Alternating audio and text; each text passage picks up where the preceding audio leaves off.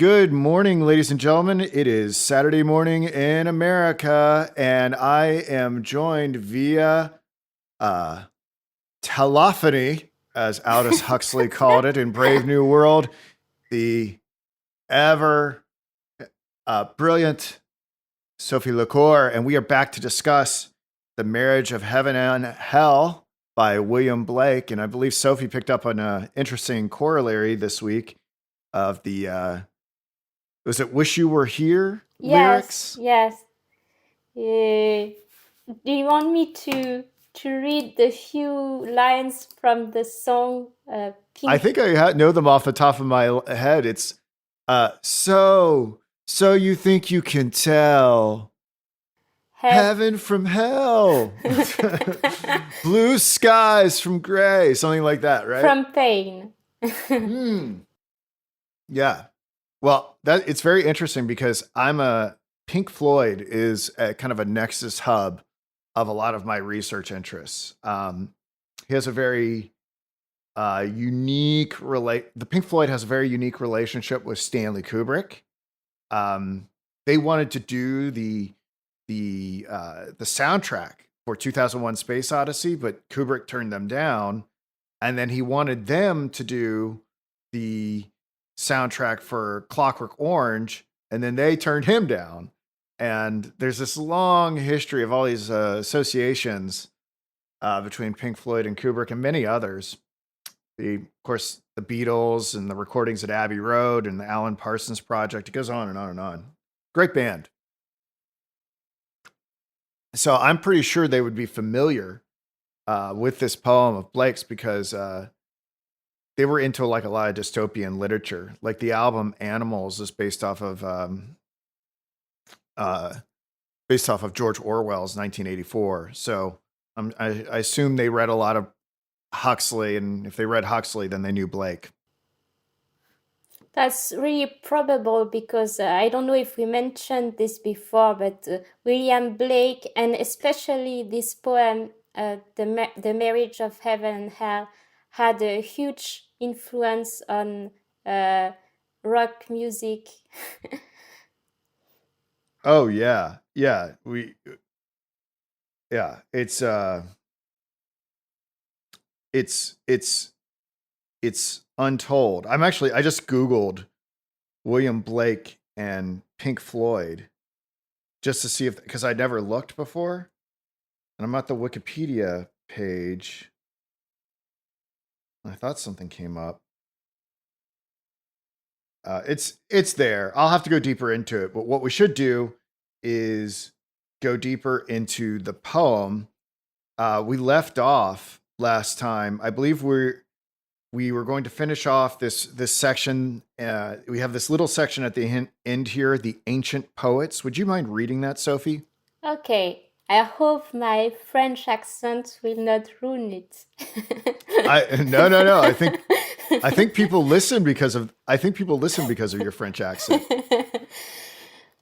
The ancient poets animated all sensible objects with gods or geniuses, calling them by the names and adorning them with properties of woods, rivers, mountains, lakes, cities, nations, and whatever their enlarged and numerous senses could perceive. And particularly, they studied the genius of each city and country, placing it under its mental deity, till a system was formed which took advantage of and enslaved the vulgar by attempting to realize or abstract the mental deities from their objects, thus being priesthood, choosing forms of worship from poetic tales, and at length they pronounced that the gods had ordered such things. Thus men forgot that all deities reside in the human breast.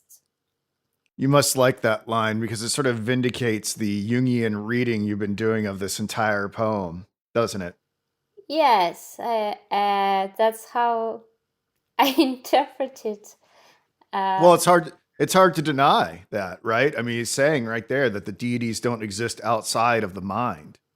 Well, yes, but I think uh, it's easy to misunderstand this, because when you say this, people who are how can I say this? People who do not believe in God, they are going to think that it means that God does not exist, that it's only in the imagination. But it was not Jung's view. What he meant by this was that subjectivity itself, the subjective reality is as real as the objective reality. Well, even if you were to say everything was in your head, right? Yes. Okay. Like take that extreme position that um that there was no outside world. You Mm-hmm. couldn't deny that you were a consciousness. And to say that God was in your head, or that I was in your head, or that these deities were these small g deities, although it's interesting that Blake capitalizes them here. He capitalizes both gods and geniuses. Um, to say all that is not to deny God. If you go, oh, well, it's just all in your head. Well, you know, uh, even if it all is, there's got to be something that brought this consciousness into existence. The, the only way I could really see that being properly dealt with is to say that you yourself are the God that brought it into being, that you are God.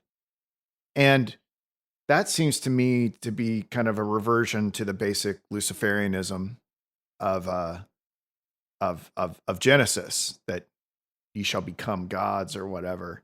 But I don't think the fact that it could be all contained within your subjectivity eliminates God. Yes, and I think it's a mistake that both uh, what can we how can we call these people, positivist people, perhaps people who, and materialist, but in terms of philosophical materialism, people who do not believe in the existence of the spiritual reality. uh, Both them and people on the other extreme who tend to take the religious text literally, uh, both of them make the mistake of ignoring the reality of the subjectivity of the human subjectivity. So, Sophie, why do you think he says the ancient poets ascribed all these gods to um, evidences of the senses? Why do we have lake gods, mountain gods, and things of this nature?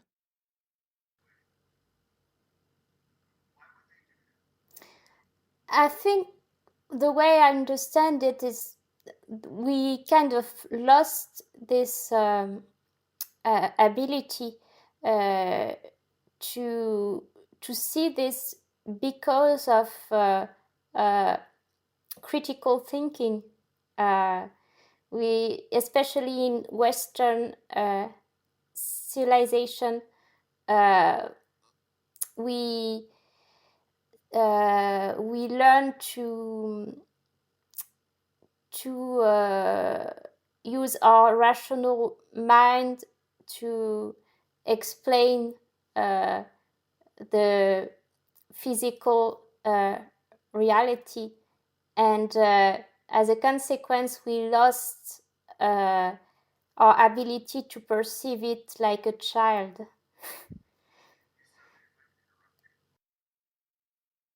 At this point in the podcast, I had a technical difficulty on my end, and I just have to quickly fill this gap in order to bridge the two audio files together. If you will be patient with me, I want to thank you all for listening to Noetic. To go over to noetic.app to create an account or download the Noetic app from your Google Play or iPhone App Store.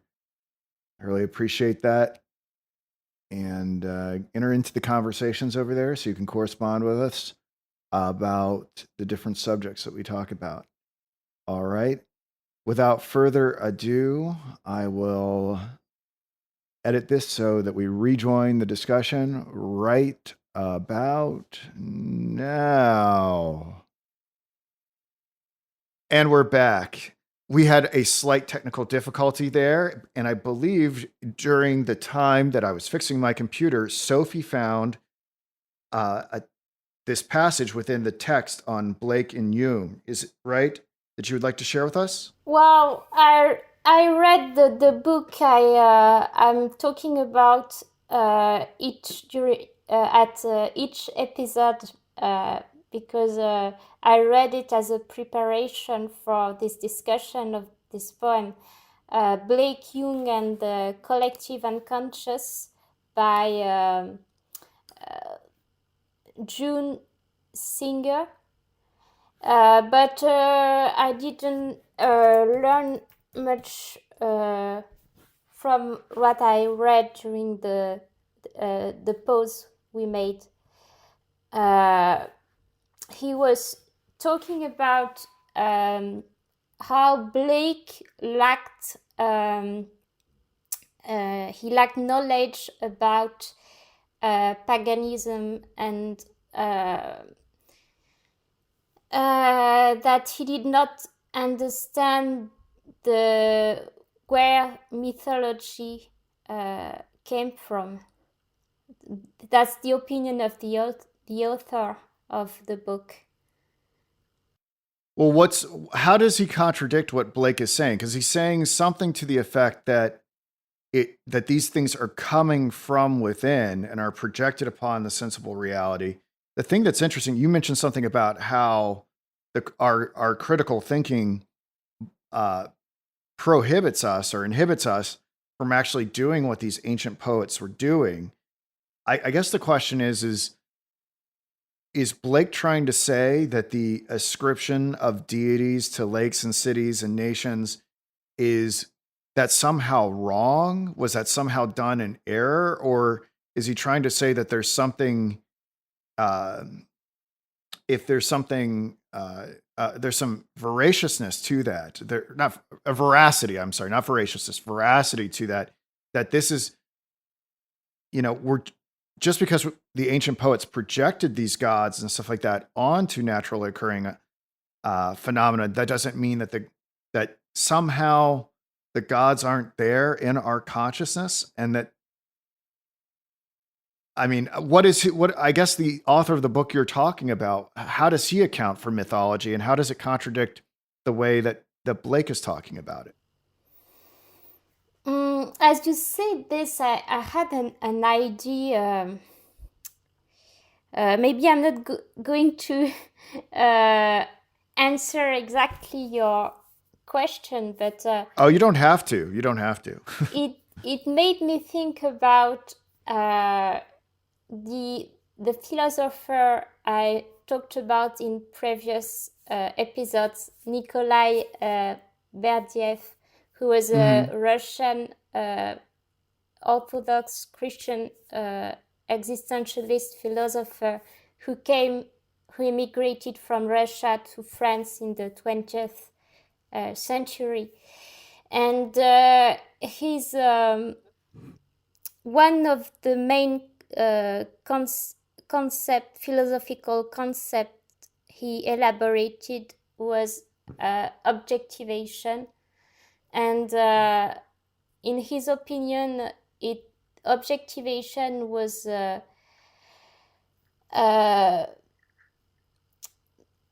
separation between the external world and subjectivity. It was like a divorce in the human consciousness. And when we try to explain Blake's line about the deities residing in the human breast, it made me think of that. It made me think that it's not only critical thinking, it's rather the problem of objectivation which allowed this to happen. And it's in the this phenomena is at its how did you say this in English? I'm trying to find the word. It's at its peak today. Its pinnacle. Yes, especially in the working world, in the economic world, with big data and how we are trying to make sense of everything using numbers and Right. Try to reduce everything down to a science. Get it all down to mathematics. Yes. Or economics. And that mathematics itself is not objectivation.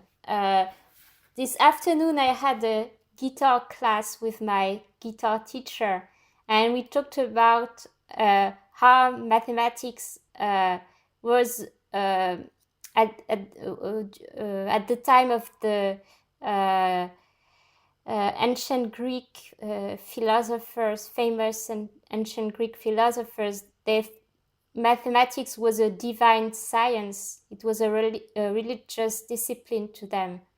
But it's still a religious discipline to many people today. Yes, but it had even mathematics has become something else today. It's not what it used to be. Well, I think it depends. For instance, if you, there are a lot of people that still practice sacred geometry today, but they're not holding positions within academia, or maybe they are, but they're not teaching it that way within academia or within business structures. But I understand what you mean. What I'm trying to say is that the sacred geometers are occulted now.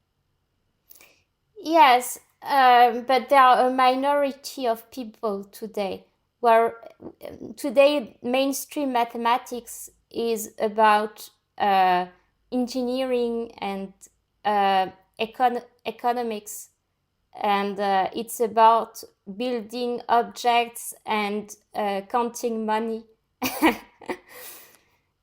I agree, but if you go into like a lot of theoretical mathematics, like there's like some great compilations out there. If you listen to a lot of theoretical physicists, they just go, well, we're looking at all these cosmological constants and these and string theory and and lo and behold, we're finding that it's matching up with the Kabbalah. And so there's a lot of people who are working on the edges of speculative physics and speculative mathematics who are having this uncanny realization that ancient texts are mirroring their discoveries that are happening today. I agree with you that the majority of people do not think like this, but there has been a bit of a renaissance and a persistent group of individuals who have always believed in the divinity of number. Yes, I agree with you. I was saying that it's like we said, it's a minority of people. It's not the main mindset. Right. In mathematics today. But yes, this group of people exists. What I wanted to say is I also talked about René Guénon, who was a metaphysicist, a French metaphysicist, who studied Eastern spirituality, and he wrote a book during I think it was during the Second World War about the reign of quantity, and it seems to describe the 21st century so well, and especially the sector I'm working in, which is IT. Yeah.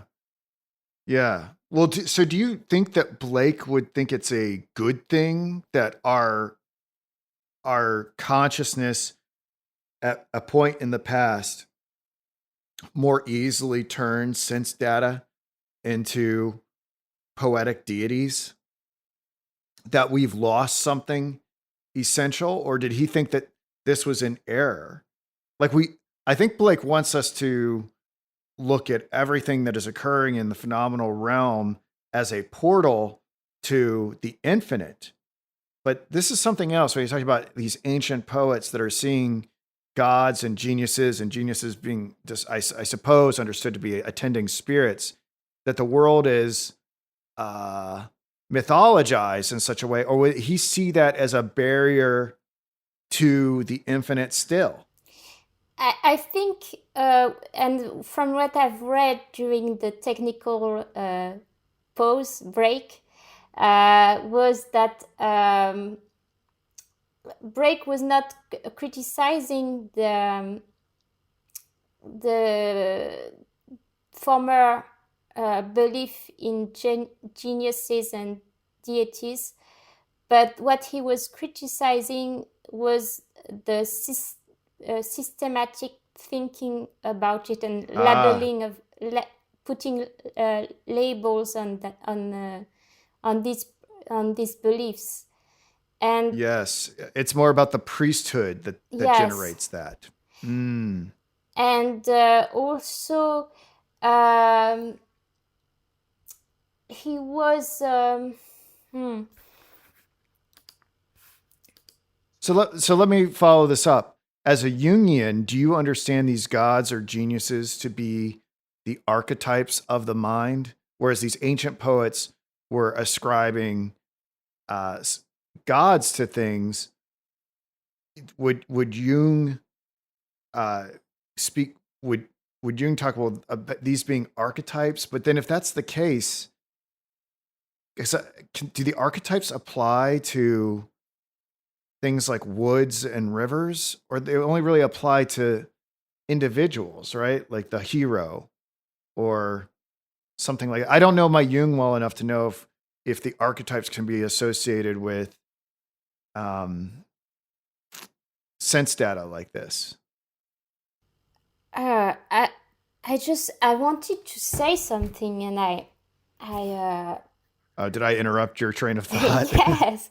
I'm sorry. No, it's okay, because your question is important. I don't know. I'm still in a place of impoverished knowledge about Jung, and I think maybe it's too big a question for right now. We can circle back to it one day when we do a closer study of Jung. But if you have anything to say off the top of your head, that's cool.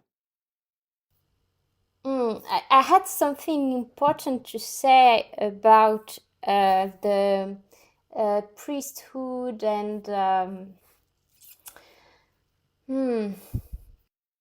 Didn't you have a passage that you wanted to read? No. Oh, okay.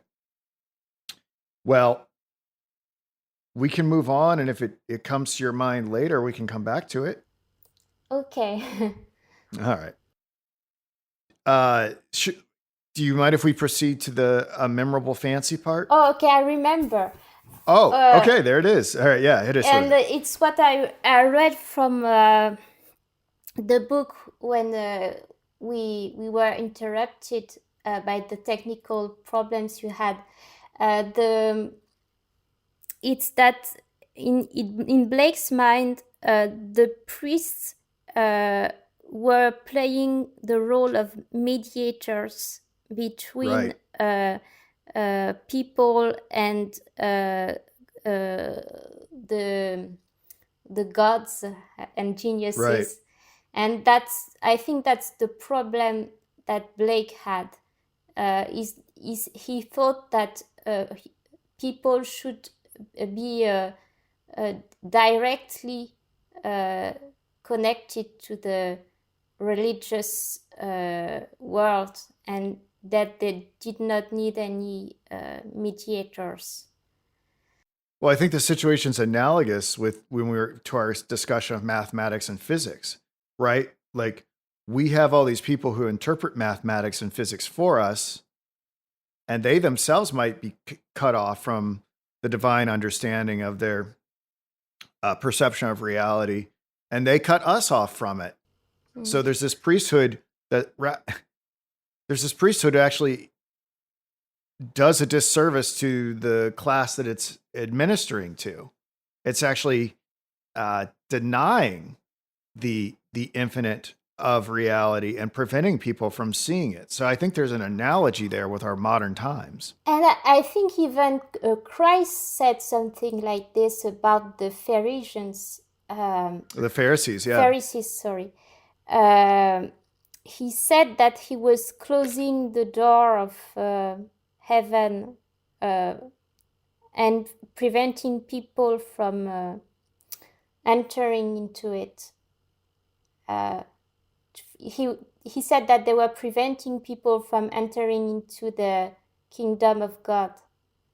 Right. I think the concern there was that the priest class of that era had imposed so much legalism and so much ritual that as I understand it, that had blinded people from really connecting to the Creator. Yes. That's how I understand it. I could be wrong, but that's how I understand it. Yeah, me too. Okay. Well, should we move on to this memorable fancy part? Yes. Okay. Now this is we mentioned earlier, we've covered one of these memorable fancies before. It's a jab at Swedenborg, and we'll talk about that a little bit. Sophie, would you mind reading this second memorable fancy for us? Yes, people are going to have to bear my French accent again. I love your French accent. Maybe read it to the maybe read it to that first diamond. First diamond. So the last word is gratification. For the sake of present ease or gratification, maybe just break it up there. Okay. Is that okay? Okay. The prophets Isaiah and Ezekiel dined with me, and I asked them how they dared to so roundly to assert that God spoke to them, and whether they did not think at the same time that they would be misunderstood, and so be the cause of imposition. Isaiah answered, I saw no God, nor heard any, in a finite organical perception. But my senses discovered the infinite in everything. And as I was then persuaded and remained confirmed that the voice of honest indignation is the voice of God, I cared not for consequences, but wrote. Then I asked, does a firm persuasion that the thing is so make it so? He replied, all poets believe that. It does, and in ages of imagination, this firm persuasion removed mountains, but many are not capable of a firm persuasion of anything. Then Ezekiel said, the philosophy of the East taught the first principle of human perception. Some nations held one principle for the origin and some another. We of Israel taught that the poetic genius, as you know call it, was the first principle, and all the others merely derivative, which was the cause of our despising the priests and philosophers of other countries, and prophesying that all gods would at last be proved to originate in ours, and to the tributaries of the poetic genius. It was this that our great poet, King David, desired so fervently, and invokes so pathetically, saying by this he conquers enemies and governs kingdoms. And we so loved our God that we cursed in his name all deities of surrounding nations, and asserted that they had rebelled. From these opinions, the vulgar came to think that all nations would at last be subject to the Jews. This, said he, like all firm persuasions, is come to pass. For all nations believe in the Jews' code and worship the Jews' God, and what greater subjection can be? I heard this some wonder and must confess my own conviction. After dinner, I asked Isaiah to favor the world with his lost works. He said none of equal value was lost. Ezekiel said the same of his. I also asked Isaiah what made him so go naked and barefoot 3 years. He answered, the same that made our friend Diogenes the Grecian. I then asked Ezekiel why he ate dung and lay so long on his right and left side. He answered, the desire of raising other men into a perception of the infinite.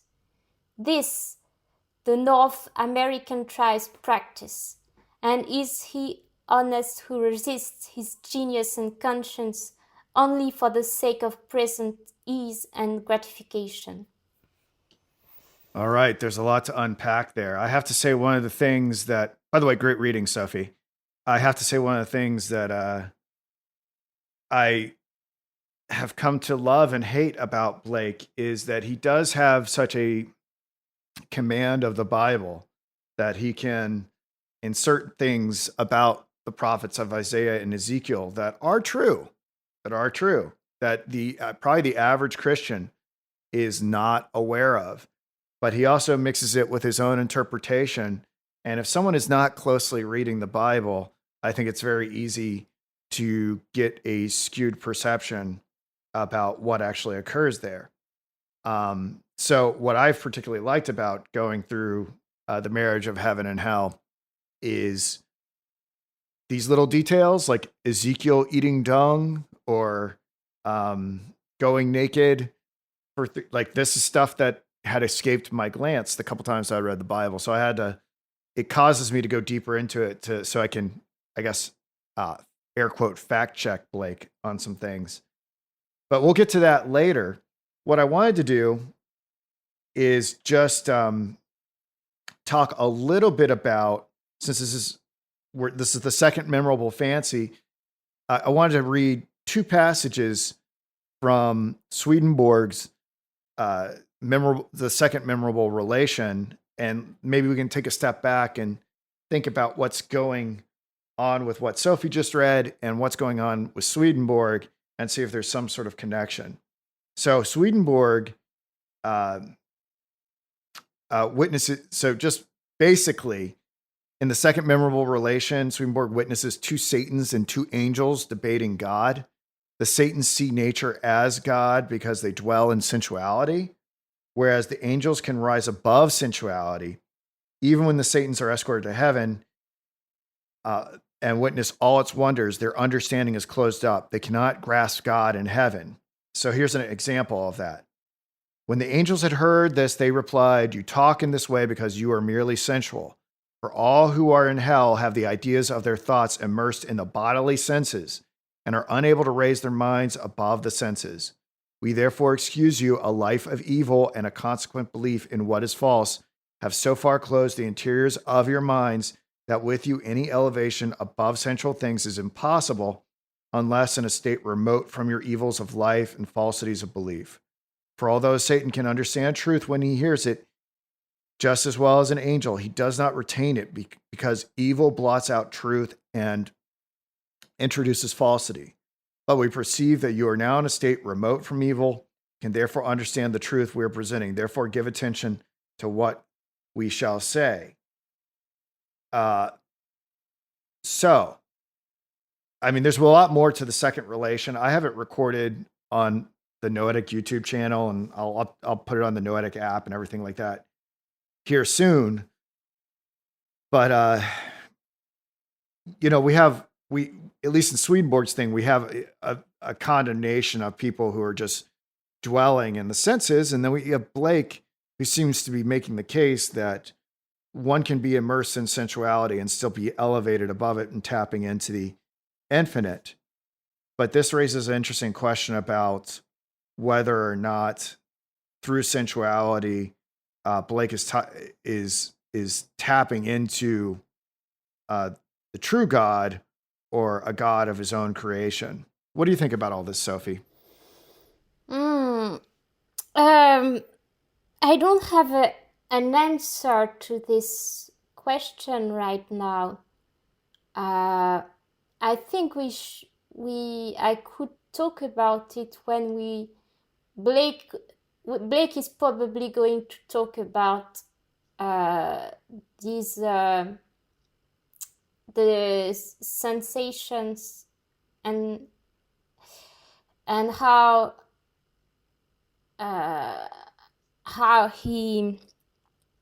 he thought that we made a mistake when we attributed all and sensuality to evil.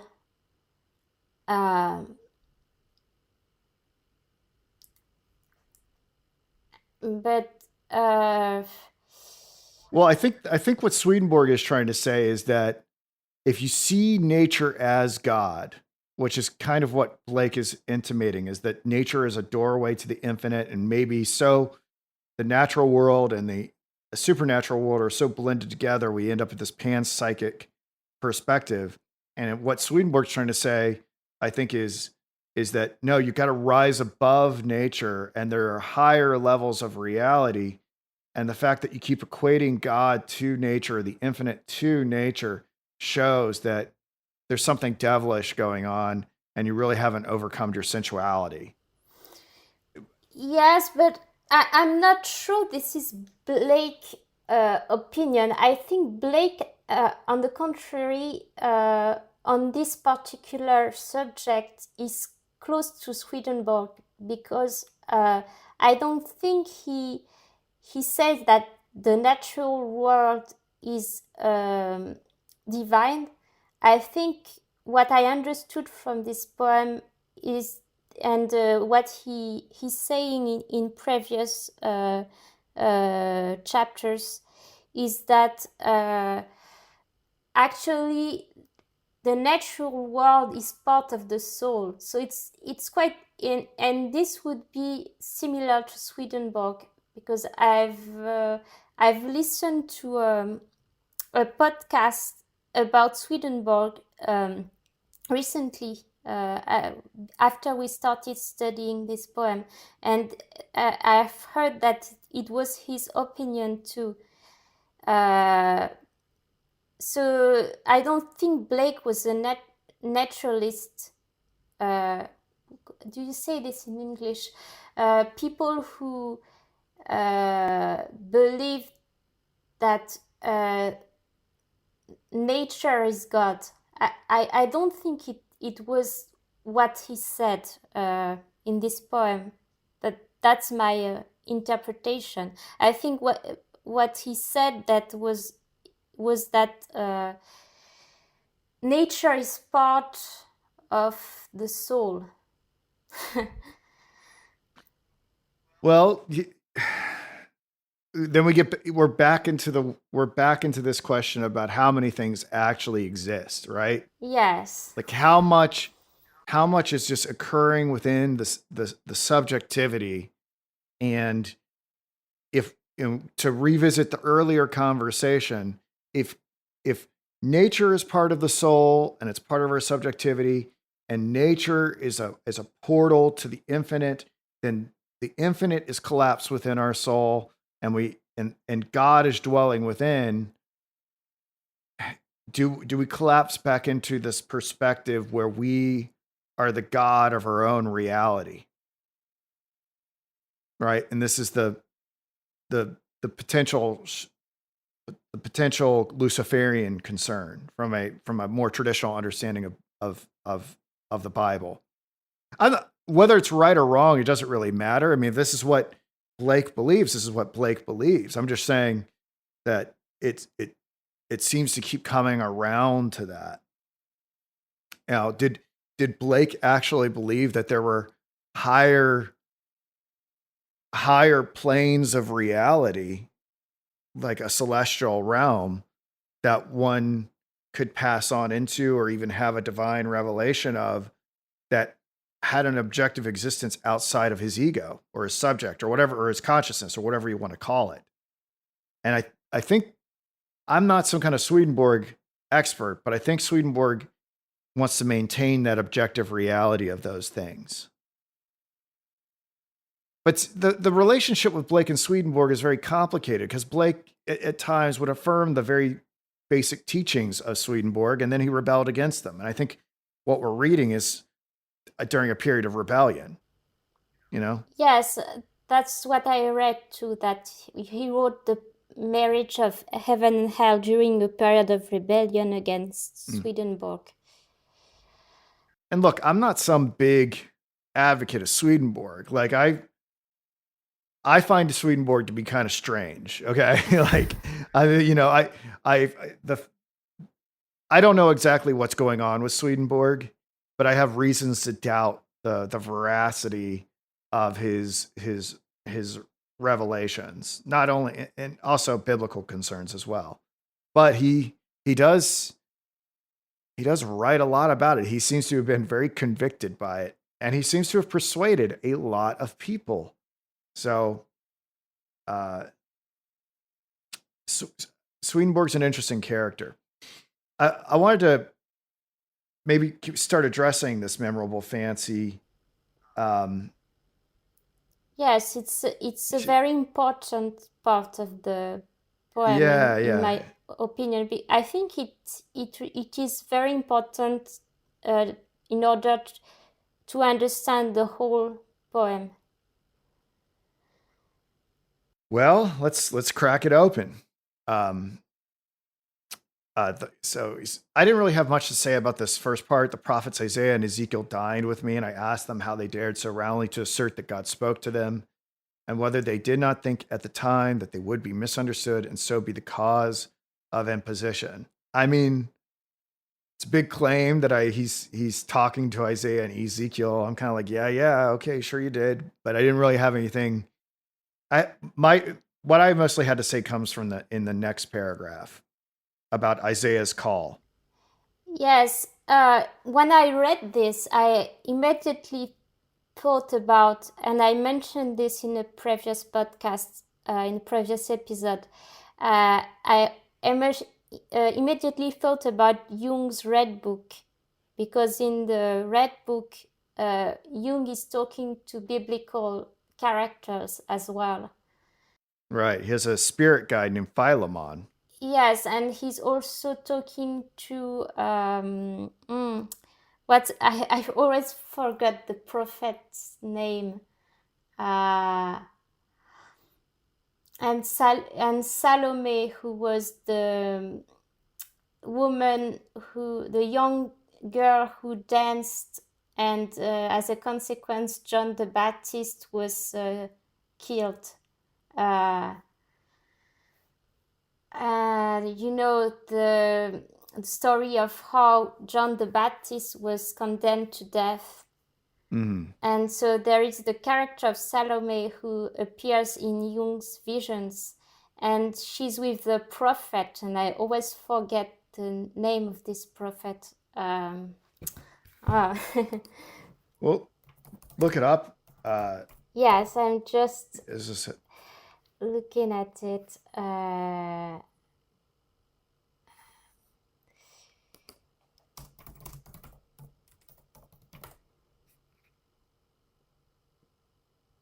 How did Elisha. I think yeah, it's Elisha.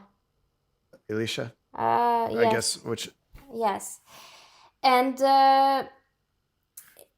what happens in the Jung's Red Book is that he's using a technique of active imagination, and maybe this is similar to what Blake is doing. He's having something like a daydream, but a daydream which is a little bit orientated by a conscious will. So it's a mixture of awake dreaming and imagination.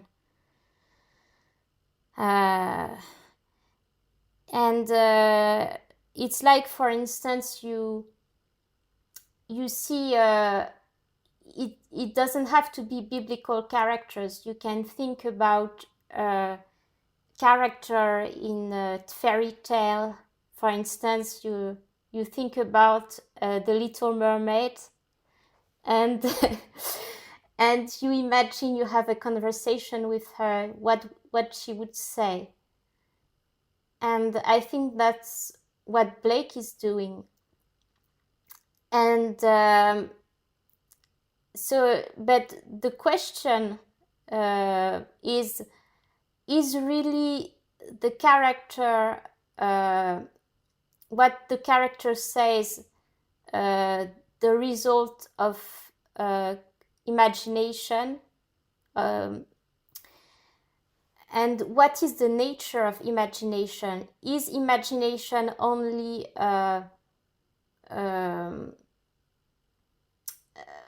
what the meaning we currently attribute to fantasy? Today we think that fantasy is about something which is not real, and something we invent to fulfill our desires, and which is disconnected from reality. And that's the meaning that people nowadays attribute to imagination. But people like Blake or Jung would perhaps say that imagination could also sometimes be a religious faculty which allows to perceive other levels of reality. Yeah, do you mind if we compare? I'd like to compare what he says Isaiah witnessed to the actual scripture. Can I bring and we can talk about the role of revelation versus imagination? Do you mind if I do that real quick? Yes, go on. Okay. So this moves on to the second paragraph where he says, Isaiah answered, I saw no God. Okay. So this is Isaiah 6, where God calls Isaiah to be a prophet. In the year that King Uzziah died, I saw the Lord. He was sitting on his throne, high and exalted, and his robe filled the whole temple. Around him, flaming creatures were standing, each of which had 6 wings. Each creature covered its face with 2 wings, and its body with 2, and used the other 2 for flying. They were calling out to each other, Holy, holy, holy, the Lord Almighty is holy. His glory fills the world. The sound of their voices made the foundation of the temple shake, and the temple itself became filled with smoke. I said, there is no hope for me. I am doomed because every word that passes my lips is sinful, and I live among a people whose every word is sinful. And yet with my own eyes I have seen the King, the Lord Almighty. Then one of the creatures flew down to me, carrying a burning coal that he had taken from the altar with a pair of tongs, touched my lips with the burning coal, and said, "This has touched your lips, and now your guilt is gone, and your sins are forgiven." Then I heard the Lord say, "Whom shall I send? Who will be our messenger?" I answered, "I will go, send me." So he told me to go and give the people this message. No matter how much you listen, you will not understand. No matter how much you look, you will not know what is happening. Then he said to me, "Make the minds of these people dull, their ears deaf, and their eyes blind, so that they cannot see or hear or understand. If they did, they might turn to me and be healed." I asked, "How long will it be like this, Lord?" He answered, "Until the cities are ruined and empty, until the houses are uninhabited, until the land itself is a desolate wasteland. I will send the people far away and make the whole land desolate. Even if one person out of 10 remains in the land, he too will be destroyed. He will be like the stump of an oak tree that has been cut down." So that is quite a different, at least on the surface.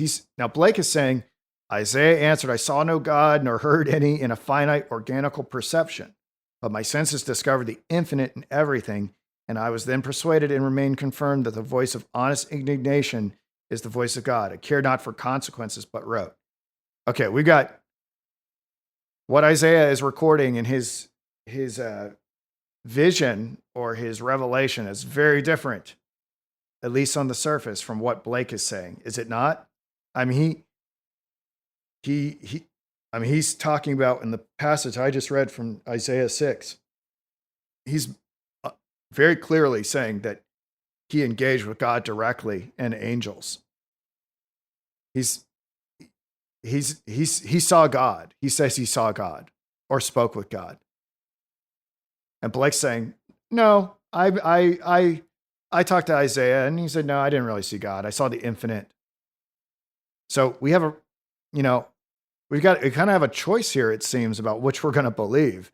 Did Isaiah have a revelation, a supernatural intervention, whether it was through a dream or through crossing into a different reality?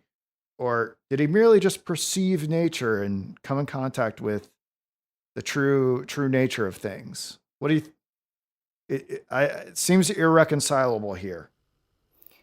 I think in my mind, it's not irreconcilable, but it's so hard to explain it with words, because we are talking about something very mystical, I think.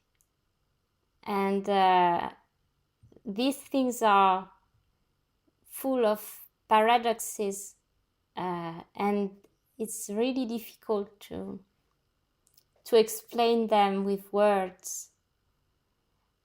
And I think that's why the title of this poem is the marriage of heaven and hell.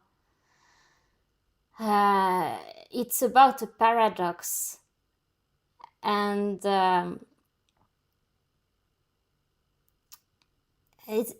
this paradox should not, in my opinion, we should not try to solve it too quickly,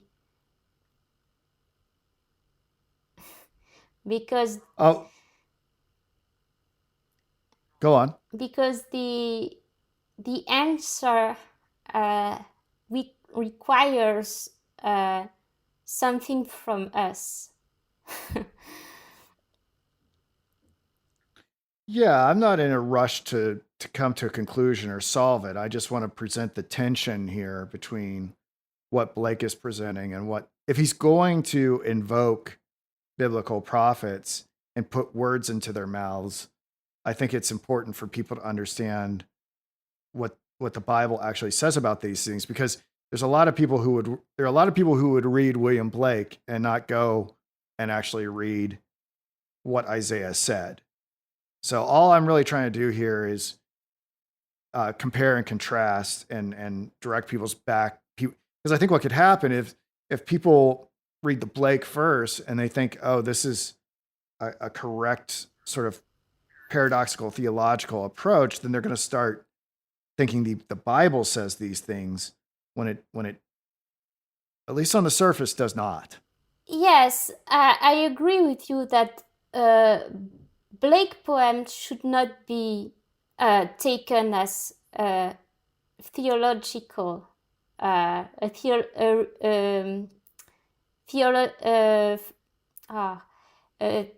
theological source. If you go to Blake in order to understand the theological concepts, I think you haven't read the sacred text before, I think you are going to be confused. I think, But a lot of people do that. I did that. Not necessarily with Blake, but with others. yes, I think it's a prerequisite to know the religious text before you read this poem, because Blake is using the religious text as a basis for his poetic thinking, and so you have to. I think you have to in order to understand Blake's what Blake is doing, you have to know the religious text before.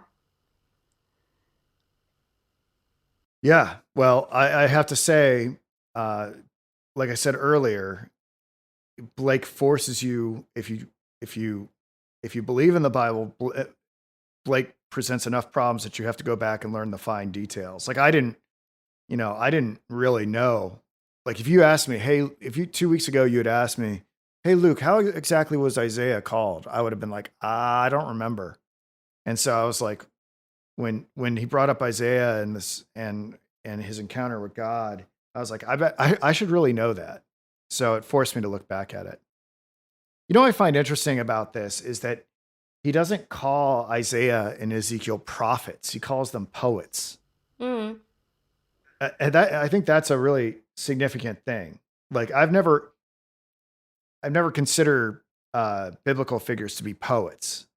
I actually don't even I'd have to do a search to find out like how poetry is treated in the Bible. You know, the Bible is very poetic. Of course, it's been translated into English, and there might be some more intentional attempts at poetry, like in Psalms or Proverbs or Song of Solomon or something like that. But in general, never in a million years would I call Isaiah a poet. And I think this raises an interesting question that those of us who have read the sacred texts need to take into consideration: is how do we distinguish a prophet from a poet? And I don't really know. And to be honest, there's lots of competing views on this. But in general, my understanding is that a prophet, you can have a legitimate prophet of God and you can have false prophets. And typically what prophets have in common is they make prognostications about the future. And the false prophets are the ones whose prophecies don't come to pass, whereas the other prophets do. And then they're getting to finer details about major and minor prophets in the Bible. But I don't really think poets are making predictions about the future. Or maybe they do. You know, it seems like this is the line that distinguishes prophet from poet, in my opinion. What do you think about that, Sophie? Well, I think that I already talked about an essay or a text which was put in a description of one of our previous podcasts about Leonard Cohen and William Blake, and in this text, the author explained that the Hebrew language is a language which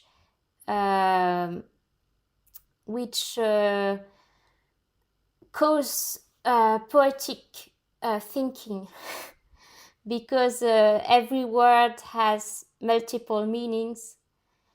And I've noticed that people who read the Bible in Hebrew had this kind of poetic interpretation of the Bible, which people who read it in English or French may not have.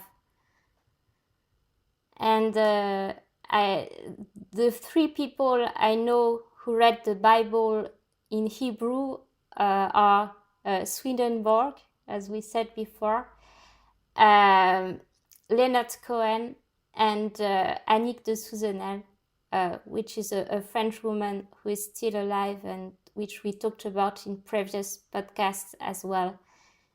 And maybe that their unorthodox interpretation of the Bible is due to their knowing of Hebrew. Maybe. I will say that I can't really weigh in on the matter because I can't read Hebrew, and I can't attest one way or the other. My experience has been when I have interacted with theologians who have read it in Hebrew, Greek, and Aramaic because they've gone to seminary, is they do have a sense for some of the more poetical dimensions of it, but I don't think it leads them to necessarily view the Bible as poetry.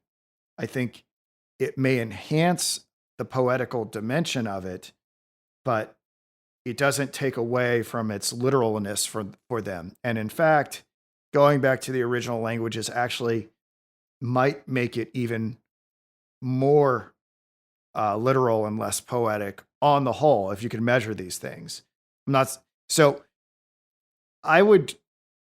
I can't say because I haven't done it, but of the people that I know who have, it doesn't seem like the Hebrew language itself causes one to allegorize or the Bible.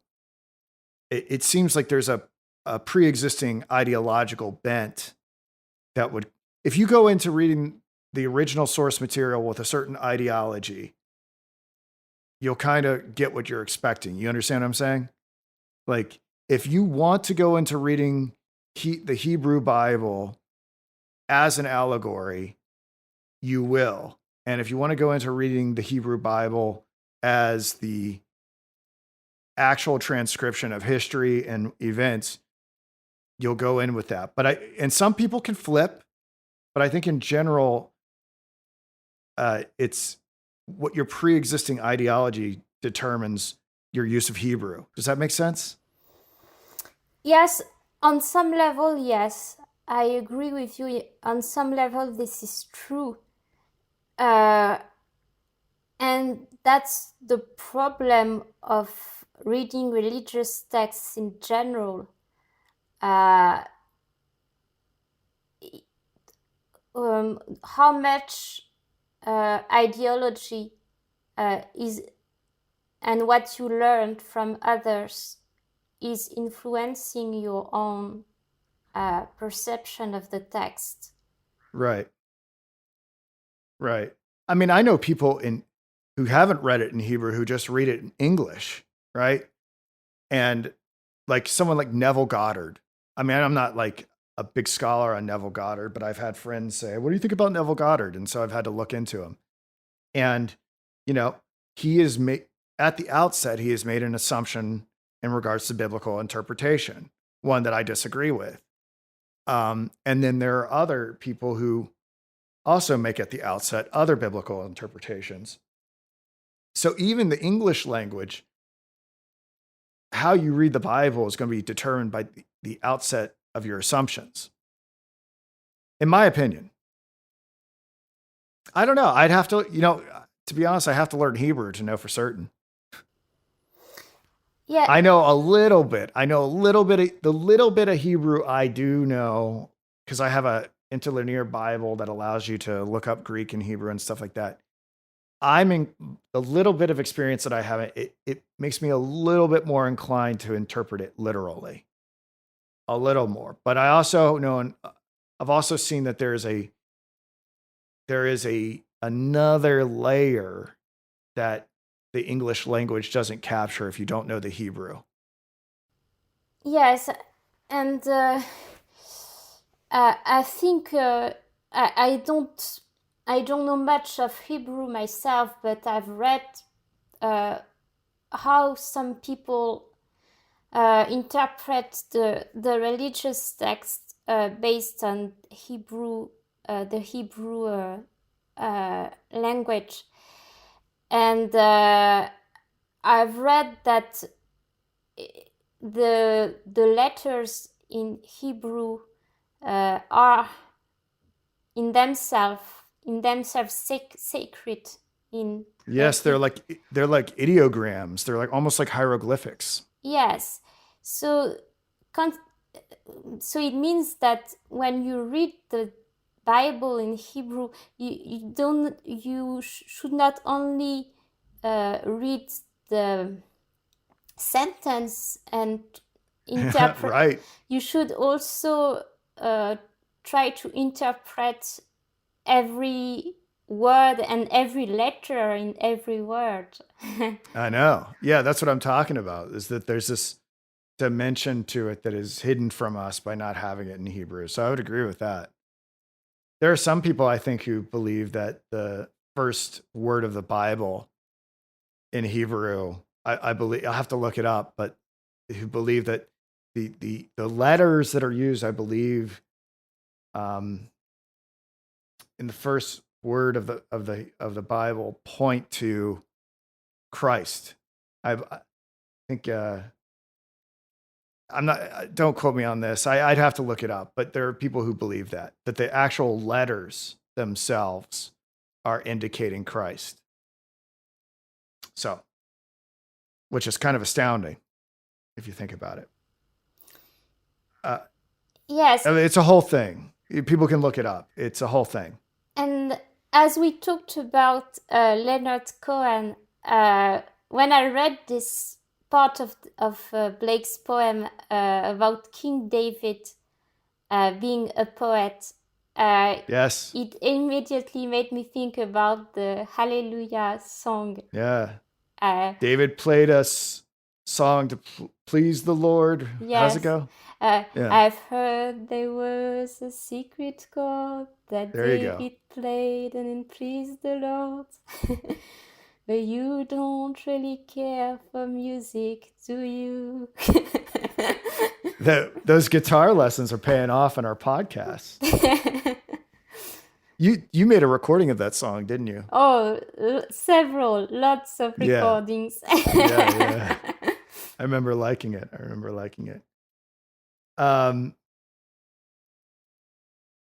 Let's see here. And Blake responds, then I asked, does a firm persuasion that a thing is so make it so?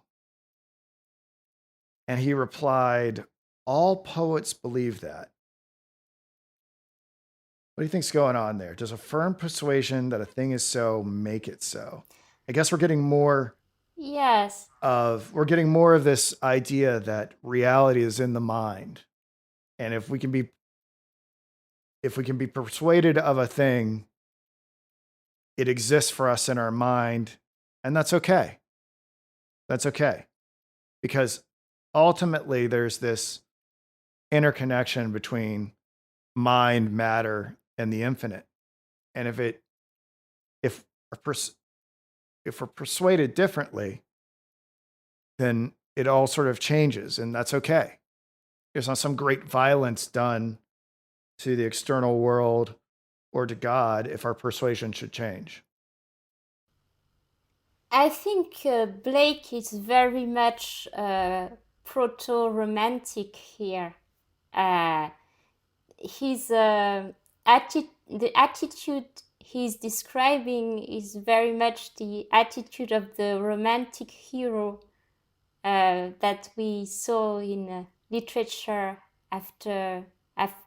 later than the period more in the 19th century. And we still see romantic heroes in movies and books today, and they are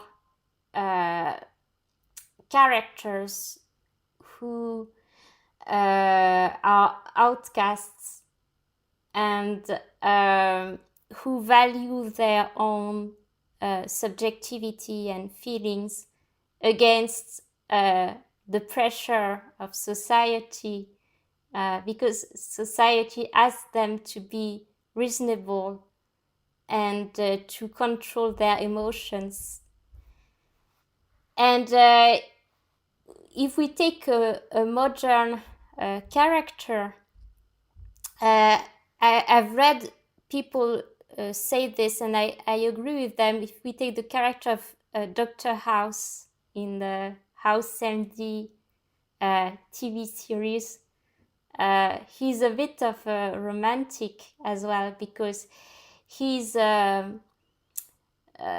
choosing to live according to his own moral code, and people around him do not understand this, and they think that he's selfish and that he doesn't have any moral code.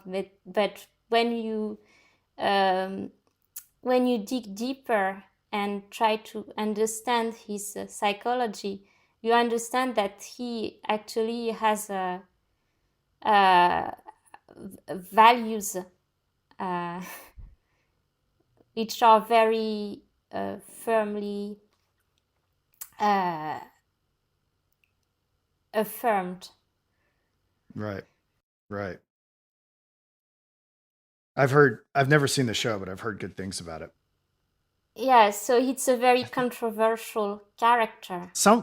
Someone I don't know what it means, but someone recently compared me to him, and I was like, I was like, thanks. I don't know what this means. I've only seen like a commercial for it, like, so I didn't know how to take that. I didn't know if that was good or bad, or I don't know. Is that a good or a bad thing? I guess it sounds good the way you're saying it. Yes, I think he's fooling people. He has this facade of someone who is only thinking about solving medical cases, and who does not care about the patient and as a human being, and that's how he wants to be perceived. But when you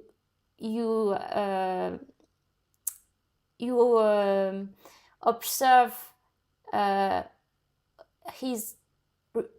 what he does, and you understand that this is not true, that he's playing a role in order to protect himself. And it also makes me think about me, because I can relate to him on some level. In my job, I am working as a IT engineer, and I tend to be to use unconventional methods of solving problems, and this causes me some conflicts with my coworkers. and I can relate to him on this level, because he also has conflicts with people he's working with, because they don't understand his way of thinking. Right. Well, Sophie, I, I seem to suffer from this problem. I seem that lunchtime is brushing up against me, and I was wondering maybe if we could talk a little bit about Ezekiel and then maybe call it a day here. Okay. Um, I wanted I wanted to get through this passage. Then Ezekiel said the philosophy of the East taught the first principles of human perception. Some nations held one principle for the origin and some another. We of Israel taught that the poetic genius, as you now call it, was the first principle, and all the others merely derivative, which was the cause of our despising the priests and philosophers of other countries, and prophesying that all gods would at last be proved to originate in ours, and to be the tributaries of the poetic genius. Okay, so I want to ask, do you have any idea what he's talking about when he says the philosophy of the East? Maybe from the little I know about Buddhism, this religion is very much about consciousness, and it's a discipline of consciousness, I think, in which meditation plays a great role. And this the different practices allows to see the true nature of reality. So it's like an education of consciousness, from what I understand. Well, if I can dovetail with that, there's something I found. Allen Ginsberg taught this poem, and we have someone transcribed the lecture notes or had a tape recording and transcribed that. And this is part about poetic genius. And I thought I'd just read that very quickly and see if that helps us understand this. Well, this is a really proud move forward, like a real funny shot for Blake. It's his opening prophecy, and his opening prophecy uses the word poetic genius. So you've got to figure out what he means by poetic genius. In the long run, it means unlimited, unfettered, infinite imagination. The capacity of mind to enter everywhere, the characteristic of mind, which is universal penetrancy and inquisitiveness, total tolerance. That is to say, tolerance of any condition of reality and willingness to enter into it, to understand it, to penetrate it, or to imagine it. Willingness to imagine anything, the imagining of anything, the unlimitedness of imagination, which means in practical terms that we can all imagine ourselves in Buchenwald. We can all, without fear, imagine nuclear explosions consuming us all. We can imagine the last second before we go out. We can imagine what happens after it. We can imagine what we were before birth. We can imagine what we'll do in the next 5 minutes. We can imagine what we'll do in the next day. We can imagine what we'll do in the next year. We can make an infinite number of imaginings of what we'll do. We can calculate and reshuffle all the imaginings like a computer machine to figure from second to second what we will do next. We can actually do what we imagine and what we'll do next. So actually, by continuously imagining every 64th of a second, we continuously create a reality, act on it, and change it. So actually, our imagination is what creates us grown-ups with bones and flesh and milk and teeth. In the long run, we are what we imagined.